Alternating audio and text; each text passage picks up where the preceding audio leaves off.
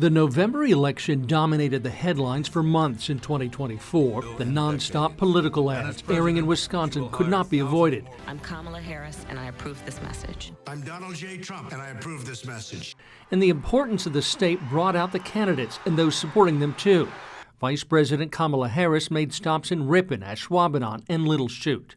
In this election, we have an opportunity to finally turn the page on a decade of Donald Trump.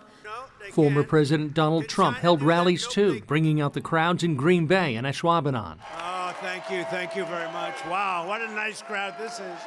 While 4 years ago, Wisconsin handed Trump a narrow loss, this time around, our purple state gave the Republican a victory. But Trump's political coattails did not extend to the U.S. Senate race, with voters choosing two-term incumbent Democrat Tammy Baldwin over Republican Eric Hovde. In both statewide races, the margin of victory was roughly 29,000 votes. Baldwin trailed as the votes were tabulated for much of election night, but when Milwaukee County counted up its absentee ballots in the early morning hours, the two-term senator claimed her third victory. I want to say thank you to the people of Wisconsin for putting their trust in me to continue to be their fighter in Washington, D.C.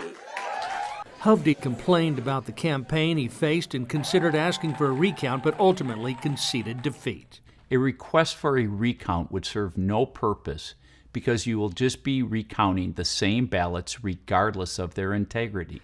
Voters in northeast Wisconsin's 8th Congressional District didn't have an incumbent to choose from since Mike Gallagher resigned from office earlier in the year, citing threats made against him and his family. Republican Tony Wied took up the reins for the GOP and defeated Democrat Kristin Lyerly. So we're making politics fun again. Yeah. And many voters throughout the state found themselves in new Wisconsin legislative districts with boundary lines redrawn this year.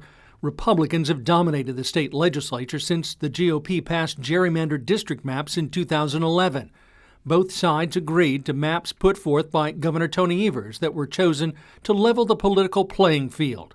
The result had Democrats gaining seats in both the Assembly and the state Senate, but not enough to take the majority.